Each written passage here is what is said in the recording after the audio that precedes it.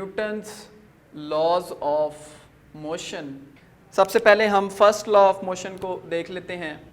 अच्छा, जो first law of motion है, सबसे पहले तो हम थोड़ा सा ये देख लें कि ये जो न्यूटन्स के लॉज हैं ये 1687 में ये न्यूटन ने इनको दिया था, ठीक है। और फर्स्ट लॉ से हम स्टार्ट करते हैं। देखें, फर्स्ट लॉ जो है ये इसको लॉ ऑफ इनर्शिया भी कहा जाता है। फर्स्ट लॉ को लॉ ऑफ इनर्शिया भी कहा जाता है, ठीक है।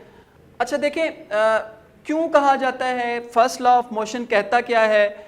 फर्स्ट लॉ ऑफ मोशन ये कहता है कि a body continues its state of rest और of uniform motion until no net force acts upon it.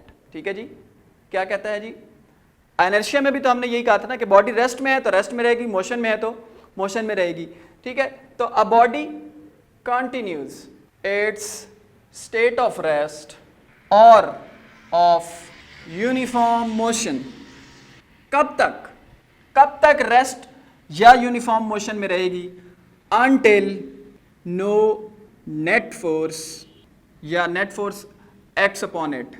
Net force की जगह अक्सर आपको अनबैलेंस्ड फोर्सेस का वर्ड भी नजर आएगा।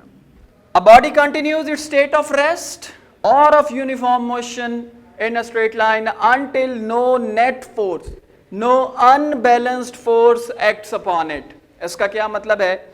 अच्छा देखें, ये एक ऑब्जेक्ट है, ये अगर रेस्ट में है तो ये रेस्ट में रहेगी। कब तक?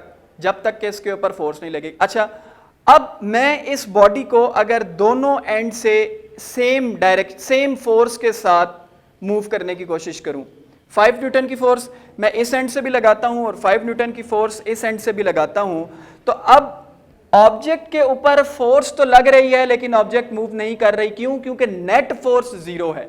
फोर्सेस आर बैलेंस्ड, ठीक है जी, फोर्सेस आर बैलेंस्ड। ऑब्जेक्ट के ऊपर फोर्स तो लग रही है, ऑब्जेक्ट के ऊपर फोर्सेस तो लग रही हैं लेकिन फोर्सेस बैलेंस्ड हैं। नेट फोर्स जो है वो हमारे पास जीरो है, ठीक है। तो object will continue its state of rest और uniform motion until no net force acts upon it या नो अनबैलेंस्ड फोर्सेस। अब मैं अगर 5 न्यूटन की फोर्स एक एंड से लगाता हूं और 10 न्यूटन की फोर्स एक तरफ से लगाता हूं, तो अब मेरे पास जो नेट फोर्स है वो जीरो नहीं है, बल्कि नेट फोर्स मेरे पास 5 न्यूटन है। अब जो मेरे पास फोर्सेस लग रही हैं वो अनबैलेंस्ड फोर्सेस हैं, ठीक है। तो अब मेरा ऑब्जेक्ट जो है वो मूव कर सकता है। So the object continues its state of rest और uniform motion until no net force acts upon it, ठीक है। तो इसलिए हम इसको लॉ ऑफ इनर्शिया भी कहते हैं, क्योंकि इनर्शिया भी यही कहता है। इनर्शिया में भी हम यही कहते थे कि ऑब्जेक्ट रेस्ट में है तो रेस्ट में रहेगा, मोशन में है तो मोशन में रहेगा, ठीक है। सो इस तरह से हमारे पास और बेशुमार हम इसकी डेली लाइफ से एग्जांपल्स ले सकते हैं। आप एक बॉल अगर फेंकते हैं ज़मीन के ऊपर तो आप देखें कि वो मूव करती जाती है जब तक कि उसके ऊपर वो फोर्स ऑफ फ्रिक्शन जो है वो उसको रोक नहीं देती, ठीक है। तो अगर हम फोर्स ऑफ फ्रिक्शन को ओमिट कर दें, आइडियल कंडीशन कंसिडर कर लें, तो ये बॉडी मूव करती जाएगी, ठीक है, जब तक कि उसके ऊपर नेट फोर्स जो है वो जीरो ना हो जाए, ठीक है। नेट फोर्स अगर जीरो है तो ऑब्जेक्ट अपने मोशन को अपनी पोजीशन को कंटिन्यू करेगी, और जब जो हमारे पास फोर्सेस हैं वो अनबैलेंस्ड हो जाएंगी तो फिर जो है वो ऑब्जेक्ट मूव करेगा, ठीक है। तो नेट फोर्स के बारे में बुक में इसको डिफाइन भी किया हुआ है कि net force is the resultant of all the forces, ठीक है। यानी अभी हमने जिस तरह से कहा कि फोर्सेस दो एंड से लग रही थी लेकिन नेट जीरो थी, यानी रिजल्टेंट जीरो था, ठीक है। नेक्स्ट जो है वो हमारे पास है, अक्सर ये क्वेश्चन पूछा जाता है कि why Newton first law of motion is also called law of inertia, ठीक है। तो क्योंकि वो इनर्शियल प्रॉपर्टी को डील कर रहा है तो इसलिए उसको लॉ ऑफ इनर्शिया कहा जाता है। वो इनर्शियल फ्रेम ऑफ रेफरेंस के अंदर एग्जिस्ट कर रहा है तो इसलिए उसको लॉ ऑफ इनर्शिया कहा जाता है, ठीक है। तो कुछ इसकी एग्जांपल्स आप डेली लाइफ से बॉल की लिख सकते हैं, फोर्सेस की लिख सकते हैं, किसी भी तरह से आप इसको एक्सप्लेन कर सकते हैं। नेक्स्ट जो है वो है Newton second law of motion. अच्छा, सेकेंड लॉ ऑफ मोशन जो है वो ये कहता है that the acceleration produced on the body is directly proportional to the force applied on it and inversely proportional to the mass of the body, ठीक है जी। हम इसको मैथमेटिकली देख लेते हैं या इसको मैं अगर थोड़ा सा और सिंपल वर्ड्स में एक्सप्लेन करूं तो मैं इस तरह से कह सकता हूं, when the force is applied on the body it produces acceleration in it. किसी बॉडी के ऊपर फोर्स लग रही है तो बॉडी में एक्सेलरेशन प्रोड्यूस होगी। This acceleration is directly proportional to the force acting upon it. जितनी ज्यादा फोर्स लगेगी उतनी ज्यादा एक्सेलरेशन प्रोड्यूस होगी, and inversely proportional to the mass of the body. ठीक है, अब लेट से मेरे पास दो बॉडीज हैं, एक लाइटर बॉडी है और एक बहुत हैवियर बॉडी है, एक चेयर है और एक ट्रक है। फोर्स मैं दोनों में कांस्टेंट रखता हूं। ठीक है, तो जितनी फोर्स मैं चेयर पे मूव कराता हूं तो वो ज्यादा एक्सेलरेशन से आगे जाएगी, और ट्रक के ऊपर जब मैं वो फोर्स लगाता हूं या गाड़ी के ऊपर जब मैं उतनी ही फोर्स लगाता हूं तो वो उस तरह से मूव नहीं करेगी। तो इसका मतलब ये है कि the acceleration is directly proportional to the force. जितनी ज्यादा फोर्स है उतनी ज्यादा एक्सेलरेशन है, and inversely proportional to the mass. जितना ज्यादा मास बढ़ता जाएगा एक्सेलरेशन उतनी कम होती जाएगी अगर मैं फोर्स को कांस्टेंट लगता हूं। So acceleration produced in the body is directly proportional to the force applied on it and inversely proportional to the mass of the body. हमें पता है यह साइन ऑफ प्रोपोर्शनैलिटी है, डायरेक्ट हो तो इस तरह लिखते हैं, इनवर्स हो तो 1/, जो भी रिलेशन है उसमें लिखते हैं। So acceleration is directly proportional to the force, acceleration is inversely proportional to the mass. मैं अगर इन दोनों को कंबाइन कर लेता हूं तो लिख लेता हूं कंबाइनिंग 1 and 2, तो ये हो जाएगा एक्सेलरेशन प्रोपोर्शनल टू F/m। ठीक है जी, यानी एक्सेलरेशन का फोर्स के साथ डायरेक्ट रिलेशन है और मास के साथ इनवर्स रिलेशन है। मैं अगर इसको क्रॉस मल्टीप्लाई करके लिखना चाहूँ तो मैं इस तरह भी लिख सकता हूँ F is proportional to ma। मैं F is proportional to ma भी लिख सकता हूँ। साइन ऑफ प्रोपोर्शनैलिटी को ख़त्म करना है, इक्वालिटी लगानी है, तो उसके लिए मुझे कांस्टेंट ऑफ प्रोपोर्शनैलिटी की ज़रूरत है।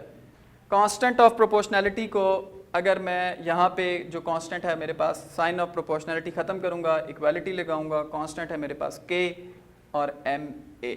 ठीक है, इस k की जो वैल्यू है वो 1 है, तो मैं अगर इस k को लिखूँ या ना लिखूँ फ़र्क नहीं पड़ेगा, तो मेरा जो फाइनल फॉर्म है सेकेंड लॉ की वो F is equals to ma बन जाएगी। ठीक है जी। सो ये जो है हमारे पास सेकेंड लॉ की एक छोटी सी मैथमेटिकल एक्सप्लेनेशन है, यानी ये जो फोर्स है, ये जो F है ये हमारे पास फोर्स है, M जो है ये हमारे पास मास है, A जो है ये एक्सेलरेशन है। ठीक है, हम फोर्स को भी डिफाइन कर चुके हैं, हमें मास का भी पता है और हमें एक्सेलरेशन का भी पता है। ठीक है, सो मैं अगर इसको एक दफ़ा फिर समराइज कर दूं तो मैं ये कह सकता हूं कि acceleration is directly proportional to the force applied on it and inversely proportional to the mass of the body. या अगर मैं बहुत ज़्यादा सिंपल वर्ड्स में कहूँ तो मैं इस तरह भी कह सकता हूँ कि when a force is applied on the body, किसी बॉडी के ऊपर फोर्स लगाई जाए तो it produces acceleration in it. Body उसमें क्या करती है, वो फोर्स उसमें क्या करती है, एक्सेलरेशन प्रोड्यूस करती है। कितनी एक्सेलरेशन प्रोड्यूस करती है, directly proportional to the force. जितनी ज़्यादा फोर्स लगाएंगे उतनी ज़्यादा एक्सेलरेशन प्रोड्यूस होगी। Inversely proportional to the mass, जितना ज़्यादा मास होगा एक्सेलरेशन अप्लाइड फोर्स से उतनी कम प्रोड्यूस होगी। ठीक है, सो ये हमारे पास सेकेंड लॉ ऑफ मोशन की कुछ जनरल एक्सप्लेनेशन थी। एग्जाम में हमारे पास समटाइम्स ना ऑब्जेक्टिव्स में कुछ शॉर्ट ऑब्जेक्टिव इस तरह से पूछ लिए जाते हैं जिसमें इन 3 में से 2 क्वांटिटीज़ आपको गिवन होती हैं और एक क्वांटिटी जो है वो आपको फाइंड करनी होती है। स्पेशली ऑब्जेक्टिव में इस तरह का कोई ना कोई ऑब्जेक्टिव पूछ लिया जाता है, या शॉर्ट क्वेश्चन में वो न्यूमेरिकल की तरह से एक स्टेटमेंट बना के दे दी जाती है। ठीक है, तो अगर आपने m फाइंड करना है तो m is equals to F/a हो जाएगा। ठीक है, तो इस तरह से इन 3 क्वांटिटीज़ में से 2 क्वांटिटीज़ आपको दे दी जाएंगी, एक चीज़ आपसे पूछ ली जाएगी। तो इस फार्मूले को हमने जहन में रखना होता है। नेक्स्ट है जी थर्ड लॉ ऑफ मोशन। बहुत सिंपल सा है जी थर्ड लॉ। कई तरह से इसकी स्टेटमेंट बोली जाती है। Action and reaction are equal in magnitude but opposite in direction. Every action has a reaction which is equal in magnitude but opposite in direction. A body A exerts force on the body B. The body B will exert the same and opposite force on the body A. तो इस तरह से कई statements जो हैं वो third law के लिए जो हैं वो सूटेबल हैं। ठीक है, तो हम इसको सिंपल वर्ड्स में अगर कह दें तो हम ये कह सकते हैं, to every action there is always an equal and opposite reaction. To every action there is always an equal and opposite reaction. अच्छा, अब हम इसकी कुछ एग्जांपल्स देख लेते हैं। स्टेटमेंट तो बड़ी सिंपल सी है। देखें, हम कंसिडर करते हैं कि पहले एक ऑब्जेक्ट रेस्ट पे है, तो उसमें एक्शन और रिएक्शन फोर्सेस जो हैं वो कैसे एप्लीकेबल हैं। लेट्स से आपके पास एक सरफेस है और इस सरफेस के ऊपर आपके पास एक बुक रखी हुई है। इस सरफेस पे आपके पास एक बुक रखी हुई है। ये जो बुक है इसका वेट वर्टिकली डाउनवर्ड एक्ट कर रहा है। इसका वेट वर्टिकली डाउनवर्ड एक्ट कर रहा है। तो ये एक्शन फोर्स है। ये क्या है? ये एक्शन है। और जितनी एक्शन फोर्स है उतनी ही इसकी रिएक्शनल फोर्स है, लेकिन अपोजिट डायरेक्शन में। लेकिन अपोजिट डायरेक्शन में है। तो एक्शन और reaction they are equal in magnitude but they are opposite in direction. ठीक है? तो ये बुक बैलेंस इसी वजह से है कि उसके ऊपर लगने वाली फोर्सेस जो हैं वो इक्वल हैं और उनकी डायरेक्शन अपोजिट है, यानी ये दोनों एक दूसरे के इफेक्ट को कैंसिल कर रहे हैं। ठीक है? अगर ये फोर्सेस अनबैलेंस्ड हो जाएं तो बुक मूव कर सकती है। ठीक है? सो ये हमने देखा कि ऑब्जेक्ट रेस्ट पे है, तो action and reaction are equal in magnitude but opposite in direction. ठीक है? एक और हम एग्जांपल बुक में देख लेते हैं। बुक से ही जो है उसी को कोट कर लेते हैं। बड़ी कॉमन सी एग्जांपल है रॉकेट्स एंड जेट इंजन्स की। देखें, जो रॉकेट्स और जेट इंजन हैं, एक्चुअली होता क्या है कि जो फ्यूल है वो जब इसमें बर्न होता है तो वो बहुत हाई स्पीड के साथ, हाई वेलोसिटी के साथ जो है वो बाहर आता है। ठीक है? तो फ्यूल जो है वो बहुत हाई स्पीड के साथ बर्न होके जो है वो उसका जो बाहर की तरफ मूवमेंट है वो एक्शन है। वो क्या है? वो एक्शन है। ठीक है? तो एज अ रिजल्ट जो रॉकेट है, जो जेट इंजन है, वो उस एक्शन के रिस्पांस में अपोजिट इन डायरेक्शन मूव करता है। ठीक है? बात समझ रहे हैं? तो यानी फ्यूल का हाई प्रेशर के साथ बर्न होकर बाहर आना ये एक्शन है, और रॉकेट का उसी अपोजिट डायरेक्शन में मूव कर जाना वो रिएक्शन है। याद रखना है कि action and reaction are always acting upon the same body. ठीक है? ऐसा नहीं हो सकता कि एक्शन किसी एक बॉडी पर हो और रिएक्शन किसी एक बॉडी पर हो। ठीक है?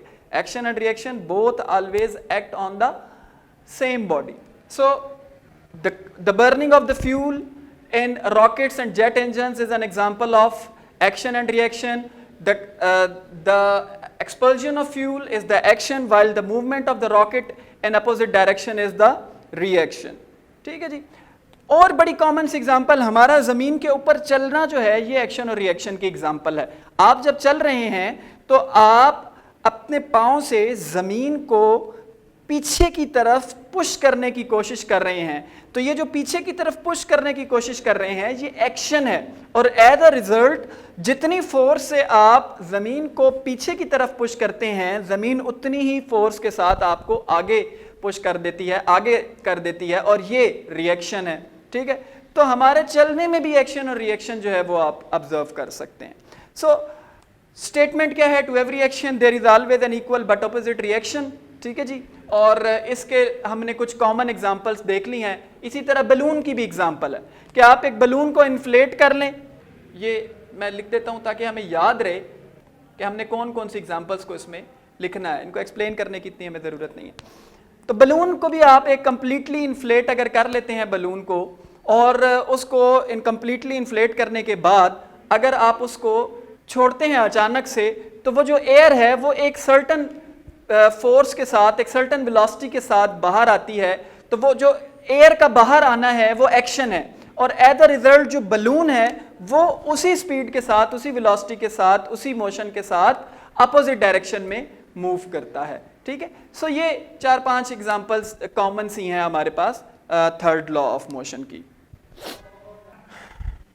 एक और छोटा सा टॉपिक है मैस एंड वेट। इसको डिस्कस कर लेते हैं हम, इनके डिफरेंसेस हम देख लेते हैं, क्योंकि हम आगे चल के बार बार मैस एंड वेट। अच्छा, पहले डिफाइन कर लेते हैं मैस और वेट को। मैस जो है it is actually the quantity of matter of a body. किसी भी बॉडी में जो मैटर है, जो क्वांटिटी ऑफ मैटर है, वो उसका मैस है। जबकि जो वेट है, वेट बॉडी के ऊपर लगने वाली फोर्स ऑफ ग्रेविटी का नाम है। ठीक है जी, बॉडी के ऊपर एक्सर्ट होने वाली ग्रेविटेशनल फोर्स का नाम है force of gravity acting on it. ठीक हो गया। तो quantity of the matter of the body और force of gravity acting on it. ठीक है जी। अगर इस कॉन्टेक्स्ट में देखा जाए तो मैटर कभी भी जीरो नहीं हो सकता, तो इसका मतलब है मैस जो है वो कभी भी जीरो नहीं हो सकता। It can never be zero. Weight zero हो सकता है, हाँ जी बिल्कुल हो सकता है। अगर हम अर्थ की ग्रेविटेशनल फील्ड से बाहर निकल जाएं तो फोर्स ऑफ ग्रेविटी तो हमारे ऊपर नहीं लगेगी, और जब फोर्स ऑफ ग्रेविटी ही नहीं है तो वेट भी नहीं है। ठीक है, तो हम ये कह सकते हैं it can be zero. It can be zero. कब जीरो हो सकता है? अगर if we are out of the gravitational force या gravitational pull of the earth, वो जो फील्ड है ग्रेविटेशनल फील्ड है उससे हम बाहर निकल जाएं तो हमारे पर फोर्स ऑफ ग्रेविटी लगेगी नहीं। फोर्स ऑफ ग्रेविटी नहीं है तो वेट भी नहीं है। ठीक है जी। स्केलर क्वांटिटी है मैस, ठीक है, और ये जो है वेक्टर क्वांटिटी है। इसके अलावा मैस जो है ये हमेशा कांस्टेंट रहता है, आप इसको कहीं पे भी चेक कर लें, मैस जो है ये हमेशा कांस्टेंट रहता है। ठीक है, जबकि जो वेट है ये वेरी करता रहता है फोर्स ऑफ ग्रेविटी के साथ साथ। इसका मतलब है जैसे जैसे अल्टीट्यूड बढ़ता जाएगा तो वेट ऑफ द ऑब्जेक्ट जो है वो चेंज होता जाएगा। तो इसका मतलब ये है कि ये वेरी करता है, ये चेंज होता रहता है। It does not remain constant, keeps on changing. ठीक है, एक डिफरेंस और देख लेते हैं कि ये जो है इसको हम बीम बैलेंस के थ्रू मेजर करते हैं, और जो वेट है इसको हम स्प्रिंग बैलेंस के थ्रू मेजर करते हैं। क्योंकि स्प्रिंग बैलेंस जो है, स्प्रिंग बैलेंस जब भी किसी ऑब्जेक्ट को मेजर करता है तो वो एक्चुअली वो फोर्स ऑफ ग्रेविटी को मेजर कर रहा होता है, जो ग्रेविटी की फोर्स ऑब्जेक्ट उस ऑब्जेक्ट के ऊपर अर्थ लगा रही होती है। ठीक है, तो ये कुछ कॉमन से डिफरेंसेस हैं मैस और वेट में। हमारे पास यूनिट का डिफरेंस है, मैस जो है इसका यूनिट केजी है और जो वेट है उसका यूनिट हमारे पास न्यूटन्स है। सो ये कुछ कॉमन डिफरेंसेस हैं मैस और वेट के।